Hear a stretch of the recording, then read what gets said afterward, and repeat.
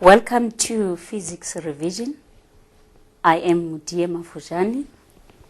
In the revision, I'm going to highlight the common mistakes that learners do when they are in the examination.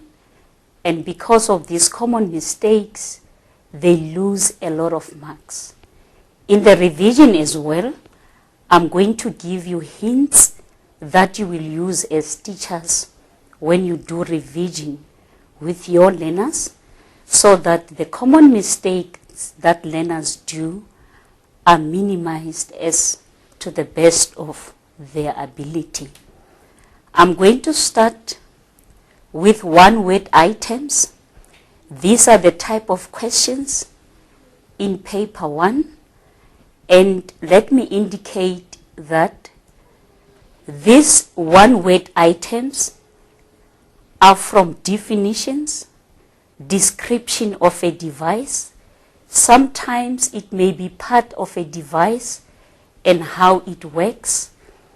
Some of these one-word items are from a process, a law, a principle, and a unit in which a particular concept is measured. Now, this unit is being explained in words. From what I just said, you can see that all the above are simple learning work that learners has to know. And unfortunately, the maximum that learners can get in these type of questions is 2 out of 5, which is very, very low. Now, this is what I'm going to suggest when you do revision with your learners, that for each topic, emphasize keywords in a definition, a law, a process, or a principle. As you do revision with your learners, let learners underline key concepts in a definition, in a law, in a process, or a principle. Very important. There is a direct link in physics between a formula and a definition. So assist learners to see this relationship by ensuring that they always use the data sheet as they try to understand definitions. This statement, I'm going to roll it out as I discuss the structured questions, where I'm going to show you that indeed in physics there is a direct link between the definition and a formula. In fact, let me say, a formula is a symbolic representation of what is being entailed in a definition. This is very important, and try to establish that link. And in the paper as well, we've got a multiple choice questions, but I will discuss that later. Let's continue with the one-word items. Ensure learners know basic concepts when revising a certain topic. I'm only going to give an example. For an example, a proper understanding of the Doppler effect is impossible if learners do not know the meaning of concepts such as frequency and the wavelength. Once more again, ladies and gentlemen, these are basics that learners need to know, and this is simple learning work. What can we do again to improve the performance in one-word items?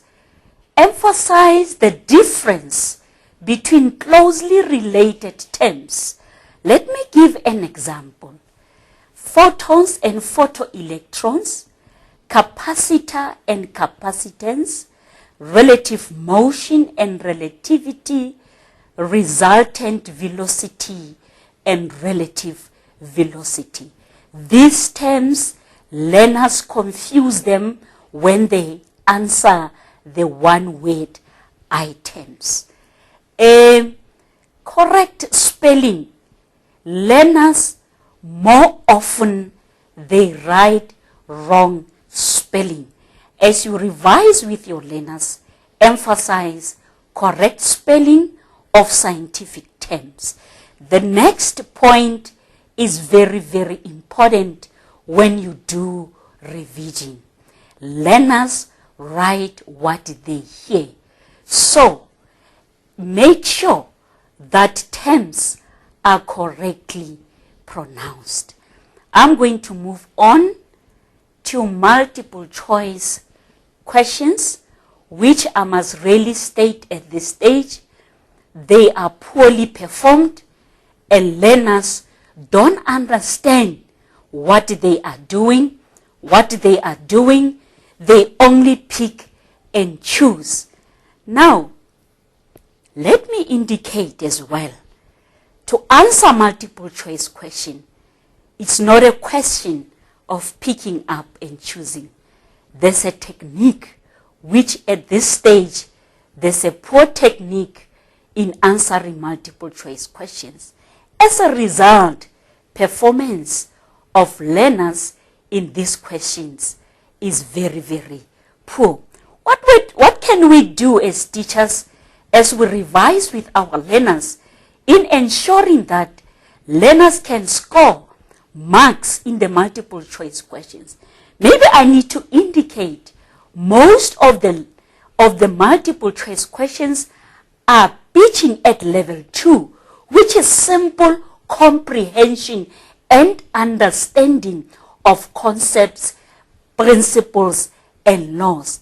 Now, I'm going to present to you a simple technique that can assist the learners when answering multiple choice questions.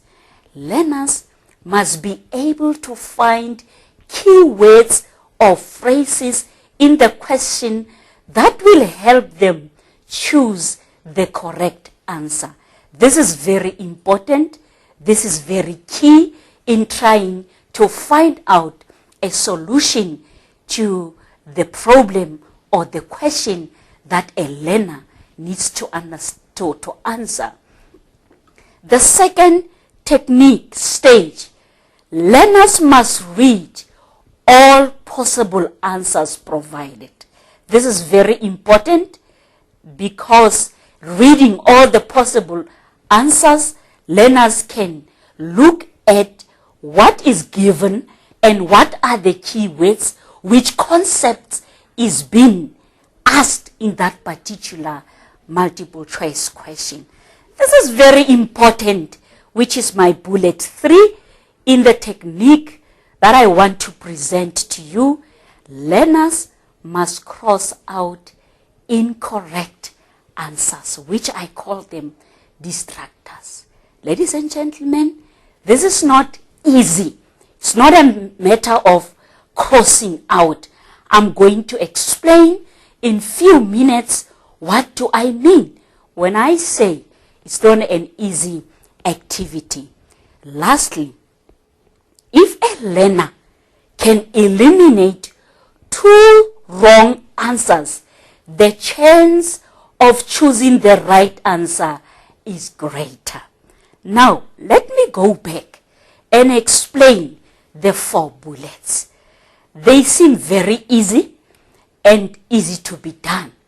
But what is important, the question is, what informs this learner to make the informed decision that this is a wrong answer? How does a learner cross out an incorrect answer? It all goes back to understanding concepts. It all goes back to clearly knowing and clearly understanding concepts, principles, you name them, and all the processes and the laws. So it goes down to what? To the basics. This is very important, and I hope with this simple technique it can assist your learners in answering the multiple choice questions, and at the end learners can score as many marks as possible in the examination. Let me go to structured questions, momentum, impulse, and relative motion. Learners do not always make a choice of direction when calculating. So, I'm saying, encourage learners to indicate the choice of direction before starting a calculation. Remember, ladies and gentlemen, momentum, impulse are vectors. So it's key, it's important that direction must be indicated. Right? Let's continue with momentum, impulse, and relative motion. When learners has chosen direction, more often than not, they do not include it when substituting vectors in an equation. So, as you do revision, emphasize that the chosen direction, be it positive or a negative sign, must be included when substituting vectors in an equation. Because the moment they start not to include these directions, the substitution is wrong and the answer becomes wrong. This is where they are going to lose as many marks as possible, and we don't want to see that. We want learners to score as many marks in the examination. As we continue, this is very, very important. And this is what learners are not doing. They do not always interpret the sign in their final answer. As a result, they lose marks. Calculations can be correct, substitutions can be correct, but when the sign is not interpreted, they lose that mark in the final answer. And we don't want any learner to be losing the mark, any mark. So it is key, it is important that as you do revision with your learners, emphasize that they need to interpret the sign. Right. This is also important when interpreting the sign. Interpretation of the sign obtained is important. For an example, if east was chosen as positive, then a negative answer means direction is west. So go through with your learners, explain and assist them in ensuring that they can interpret the direction. As we continue with momentum, there are different ways of describing the direction in which the motion is taking place. For an example, in a problem, they would say a car is moving to the east or to the left or to the west or to the right. These are ways of describing direction. Now, this brings me to my next point, to say, emphasize as you do revision with your learners that they use the same wording as given in the question. Let me give an example again. If west and east are used, let them give the direction in the final answer in terms of east or west. I'm going to tell you why. Because they would want to use other words, and the meaning, the contextual meaning of the problem automatically becomes lost. And once that is happening, they lose marks. And as I indicated, we don't want to see learners losing marks. Now, in definitions, there are key words and concepts. Normally, when learners are asked to define or to state the law of conservation of momentum in words, more often they have a tendency of omitting key words like the total and isolated. Normally, the definitions are given 2 marks. I said we don't want to see learners losing marks. So ensure and emphasize the importance of the key words in the definitions. As we continue with momentum, there are questions in the question paper where learners must give a relationship between different physical quantities. I must really say learners are unable to answer these types of questions. Therefore, what can we do as teachers when we do revision with them? I'm saying explain to them the relationship between different physical quantities. This is important because they would be able to establish the relationship between the different physical quantities and ensure again that learners are exposed to enough applications of such relationship type questions to enable them to make predictions, because as they relate between these 2 different physical quantities, they need to predict on how a change in one of the quantities will affect another. Let me give you an example of the normal, typical question that normally appears, and there are many questions, of course. It would say, use physics principles why bubble plastic is preferred to ordinary plastic. Now the learner has to establish the physics principles and relate it and explain it, give the relationship and give the reason why bubble plastic is preferred to ordinary plastic. As we continue, I'm going to start with vertical projectile motion. Very important topic, and learners struggle with the topic, I must really indicate. Let me explain.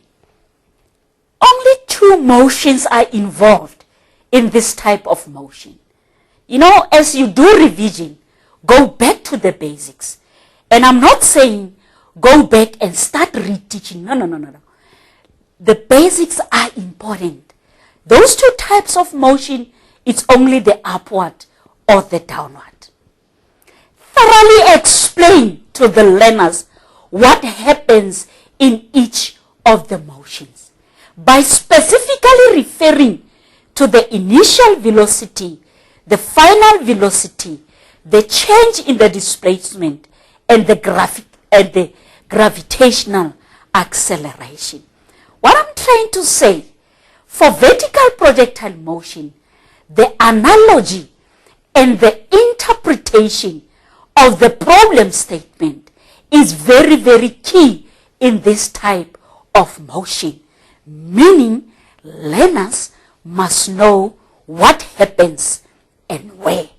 Ladies and gentlemen, this is very key and this is very important, and I want to say these are just the basics, because whether it be bouncing ball, whether the object starts moving from the balcony, let learners be able to explain what happens when, and what is the effect on that.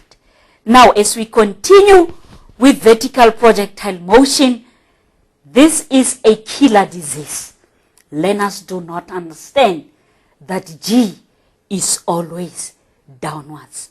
And I'm saying G in a vertical projectile motion, in the absence of air friction, G is always downwards. Emphasize this to the learners. Emphasize it. G is always downwards, and it is at 9.8 meters per second in the absence of air friction. This is a very nice explanation, because when you listen to the learners, they don't understand that whether it is at the beginning of the motion, whether it is at its highest point, whether it is at the end of the motion, they get confused in understanding that G is always downwards and G is always 9.8 meters per second. Emphasize this to the learners. I'm touching on the basics of vertical projectile motion. Another point, in the absence of air friction, the only force acting is the gravitational force. This is a given fact, ladies and gentlemen, and it's key that learners know this. It is very important. As we continue with vertical projectile motion, the choice of direction is key before attempting any problem. To simplify it, let them draw a table that indicate the signs and values of the initial velocity, the final velocity, the change in the displacement, and the gravitational acceleration based on the choice of direction. Teach learners to apply this choice of direction throughout the problem, because what they normally do, they will make a choice, and as they continue with the calculation, you then see a different choice of direction, and that confuses them when they manipulate calculations. So as you revise with your learners, ensure, teach them to stick to the choice of direction. Remember, I said we don't want learners to lose marks unnecessarily. The table will also assist to clearly indicate to them the initial velocity and the final velocity, because they always swap these two concepts. And once they start swapping them, in the marking, we consider that as incorrect substitution. And according to the marking guideline, incorrect substitution, the answer most probably will be wrong. Or if in case it happens, the answer is correct accidentally, we are going to mark it wrong because there is incorrect substitution. Very important on the use of the table will also help them to identify a relevant formulae to be used in solving the given problem. Learners have a tendency of picking and choosing the formulae. So we want to avoid that. Let them draw a table with the given data, and from the table, it will clearly show which conceptually correct formulae that the learner has to use in calculating that specific problem. The other hint that I can give as they work through the table, let them put those calculated values, because in vertical projectile motion, there will be sub-questions where they need to calculate values that they would need to plot the graph with. Now, as they calculate those values, let them use the mathematical coordinate system to say, at this point, this is initial velocity and this is the change in time. At this point, this is the final velocity and this is the change in time. In so doing, the drawing of the graph is going to be very, very easy. And I hope you find it easy and you can assist the learners in answering vertical projectile motion so that no marks can be lost. The other topic is work, energy, and power, and very, very important. Up to now, I'm sure you are aware I'm always talking about data sheet. And that data sheet, learners are given the data sheet in the question paper. So there is no use, there is no reason why learners cannot or will not write formulas correct. But it is happening in the exam room. So let us ensure that learners are aware of the importance of subscripts and correct formulas, symbols in the formulae. And this we can achieve by ensuring that and insisting that learners must have a data sheet and must always refer to the data sheet before they start calculating. Encourage learners to always draw a free body diagram, even if the question did not ask for it. Ladies and gentlemen, this is very important. I'm going to explain why I'm saying this. Drawing a free body diagram will enable learners to identify forces along the displacement as to get the net force. That is why they will forever, before any calculation, draw a free body diagram so that the learners can be aware which forces are doing the work. So that is why in my previous bullet, I'm saying even if the question don't ask this, let them do it.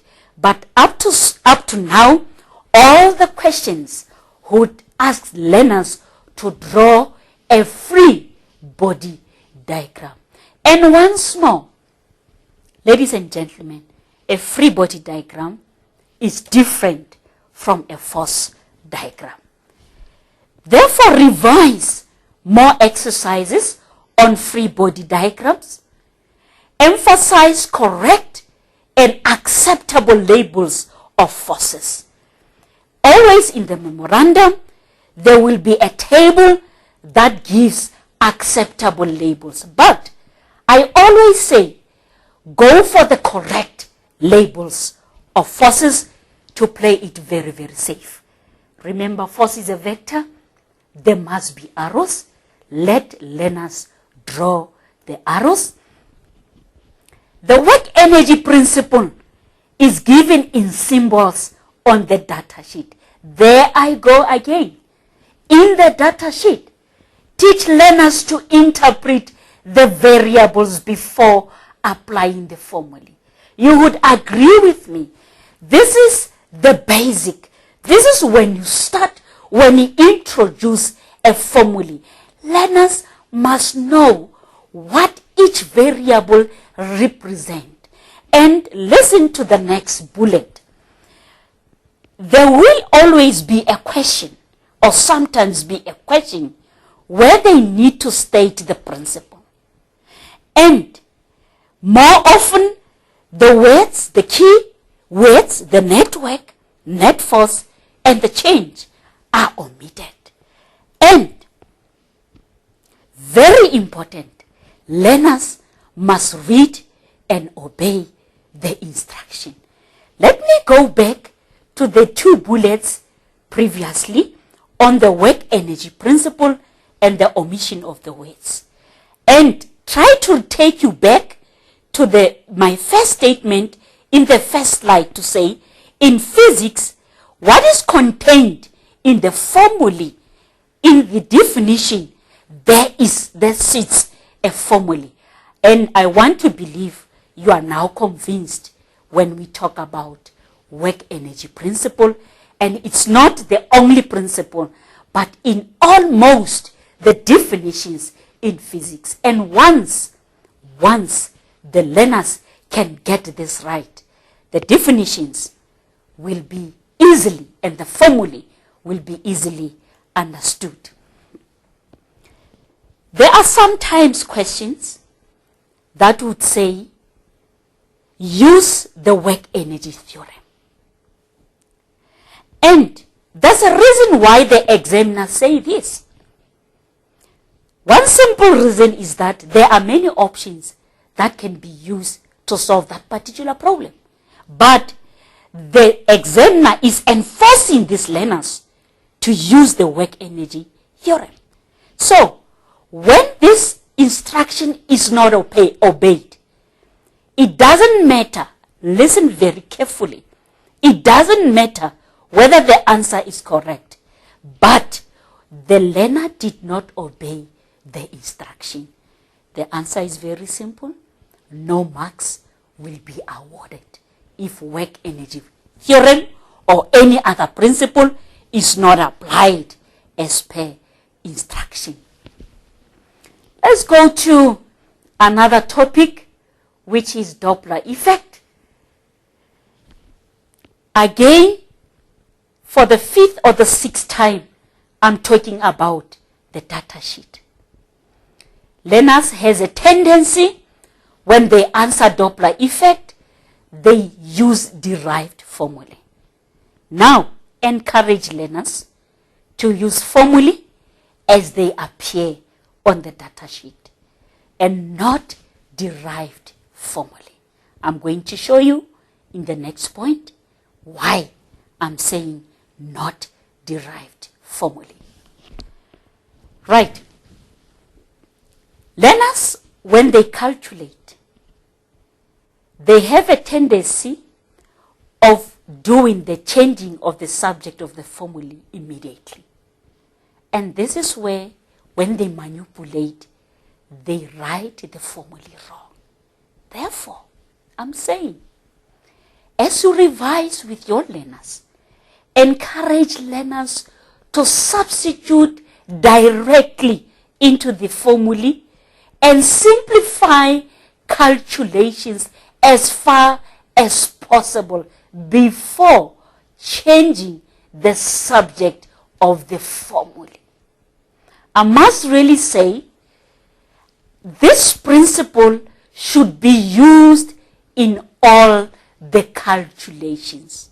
Number one, let them have the formulae, substitute into the formulae, simplify calculations as far as possible, then change the subject of the formulae. In this way, I think our learners can get calculations right. Right? Assist learners with mathematical manipulations and calculations, because this is where they lose the marks. The next point on Doppler effect is, ladies and gentlemen, basics are very, very important. Ensure that as you revise with your learners, they know the basics of waves from grade 10 and grade 11. There is a question that would say, define Doppler effect.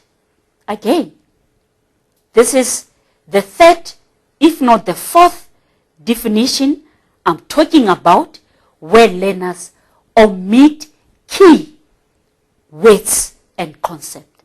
For an example, when defining Doppler, the change in frequency and relative motion are more often omitted, and this makes learners to to lose marks. And I said, we don't want to see learners losing marks.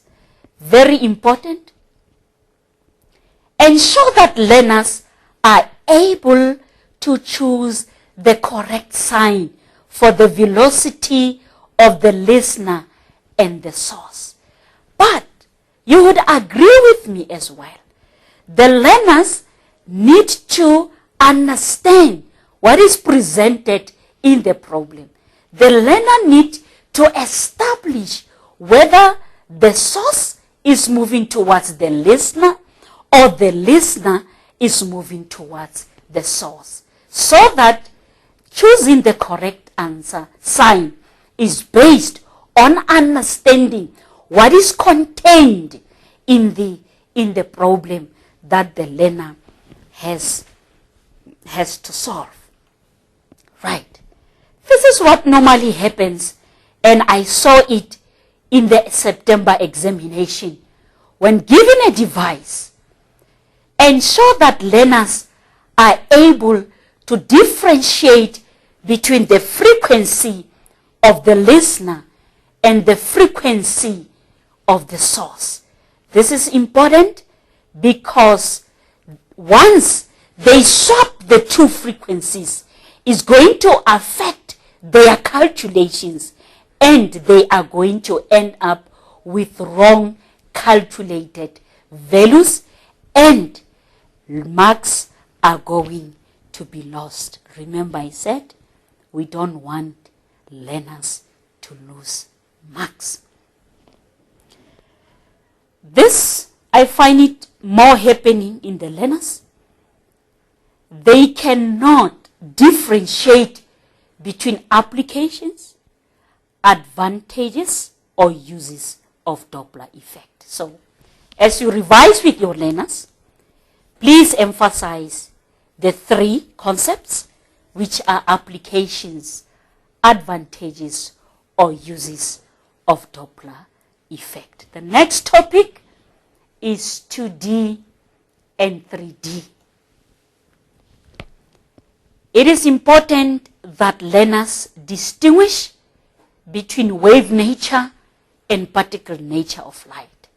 This is one of the questions that was poorly answered in the recent September examination. And I must say, these are basics. Ensure that learners can distinguish between the diffraction pattern and the interference pattern. It is important to understand the electromagnetic spectrum. And very, very important, ladies and gentlemen, the relationship between the wavelength and the frequency of the waves. Learners must know that, must be able to relate and state the relationship between the wavelength and the frequency of the waves. I'm looking at the basics in terms of the topic. This is very confusing with the learners. Learners cannot determine the nth position, first minimum, the second minimum, or the third minimum. Now, this is what I always say. Read with your learners the statement so that you lead them to discover what is the nth position if they have to calculate. In so doing, learners may not lose a mark when substituting the nth position. Trigonometric ratios. Learners, when calculating, they can put the ratio, but the manipulation is problematic. Remember what I said in the first slide. Let them put the formulae, substitute directly, and then do the change of the subject of the formula. So what I'm saying here, in calculating the angle or the distance, they normally don't get the manipulation correct. Learners must know and understand the factors affecting the degree of diffraction, and not just knowing and understanding, but they must be able to explain how does the change in one factor affect the other factor. Teach learners to do calculations with an understanding. I'm going to emphasize this because after a calculated value, some questions would require learners to explain the calculated value. So, and most of the learners cannot do this. What they do, they merely plug numbers into the formulae given on the data sheet, and they cannot explain the calculated value. So, as you revise with your learners, teach the learners to do calculations with an understanding of the underlying principles. I must really say, from the history, learners perform very poorly in the scientific explanatory type questions. So as we do revision, please, ladies and gentlemen, let us ensure that our learners do calculations with an understanding of the underlying principles, because they will be asked to explain the answer they calculated. Huygens principle. When learners are asked to apply, they restate the principle. So, they must be able to apply the principle to explain a particular observation. There's a difference between stating and applying. So, application type questions are problematic. So, as we do revision, please ensure that learners are put on board with these type of questions. Very important. To apply the principle, they must know and understand the principle.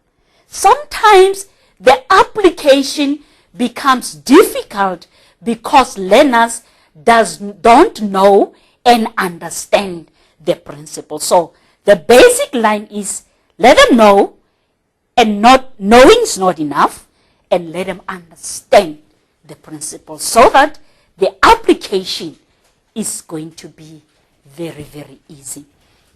As we continue with our revision, electrostatics, ensure that learners know and understand Coulomb's law, both in words and when represented in a formula. I like it that up to now, you now see a close link between a definition and the formula. And I'm saying, ladies and gentlemen, once we can get that right into our learners' minds, from one word to the multiple choice questions to the structured questions, learners are going to score as many marks as possible. Ensure that learners are able to do calculations that show the relationship between the electrostatic force and the product of charges, and the electrostatic force and the distance between the charges. Such type of questions are often asked in the multiple choice questions. And this relationship originates from where? From the law itself. So if the learners don't know, don't understand, So this type of questions, certainly they are going to get difficulty in answering. So they perform very poorly, but we are doing this to ensure that they understand, they can interpret, they can relate, and when such type of questions are being asked, they are able to answer. And remember, learners must get as many marks as possible.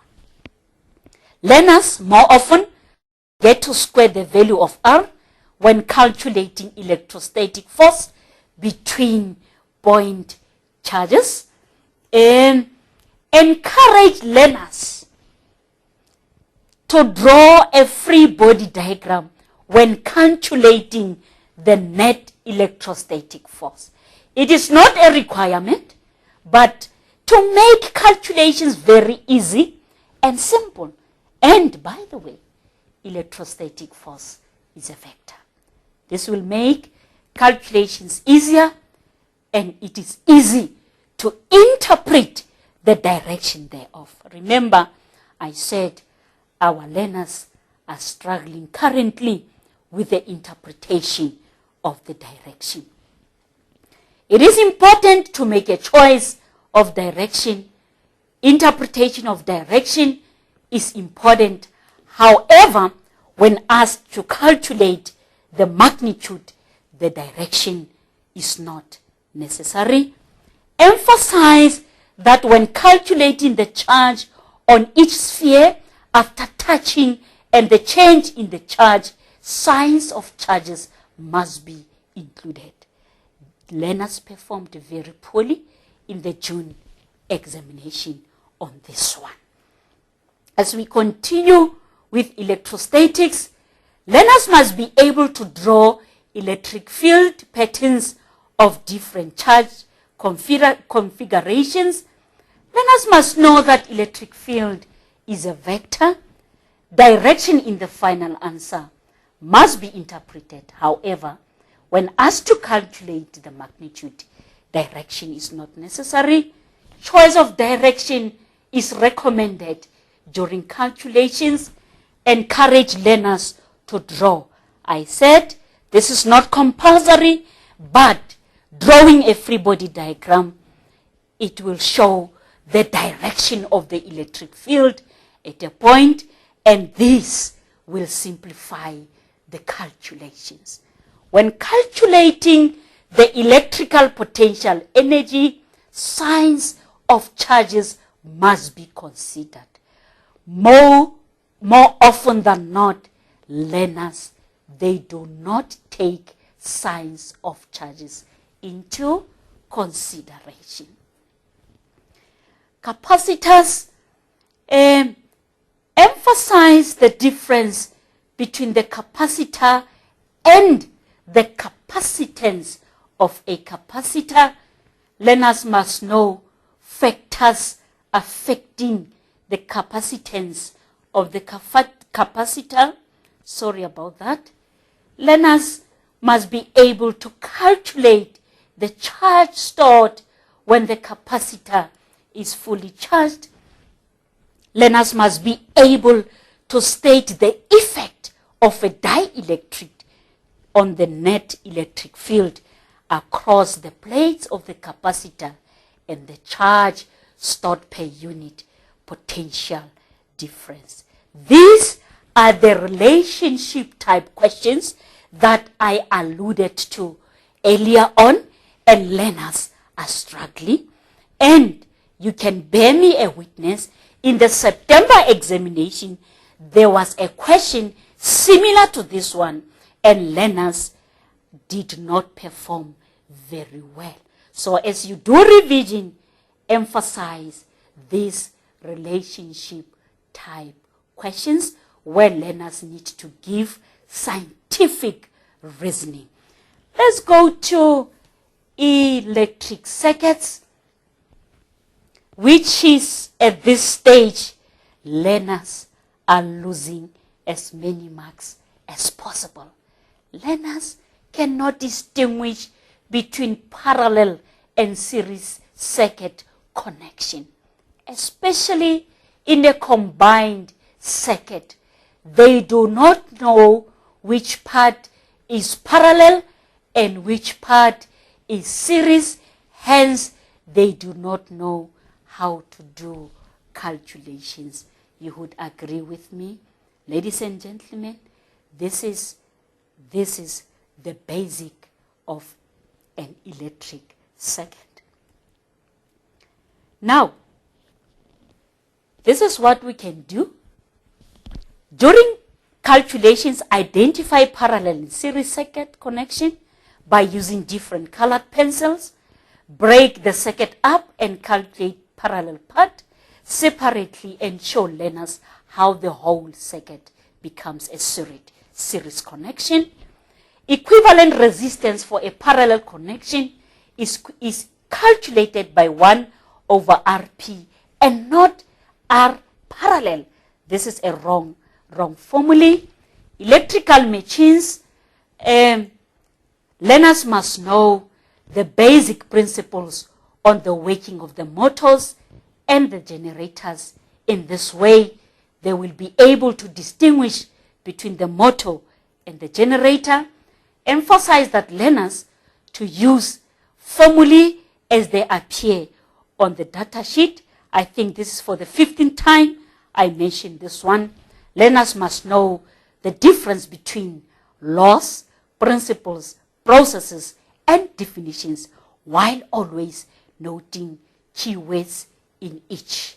The last topic, as we round off our revision, which is photoelectric effect.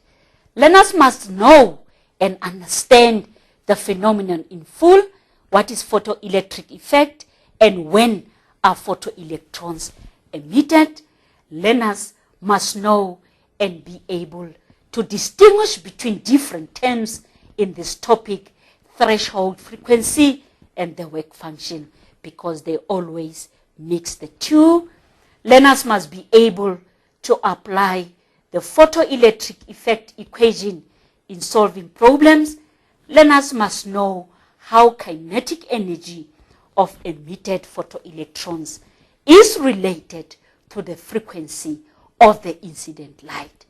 Learners must know how the number of photoelectrons emitted per unit time is related to the intensity of the incident light. These questions, they appeared in the recent September examination, and the performance was very, very poor.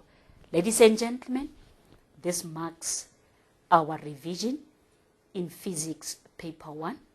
I hope you find it fruitful and useful as we go out there and assist our learners in the revision and in ensuring that they score as many marks as possible. I want to wish you good luck and all the strength. May the good Lord give you all the strength as we do the revision. And I want to say good luck in all the processes that you will be engaging in ensuring that we get good quality marks. Thank you very much.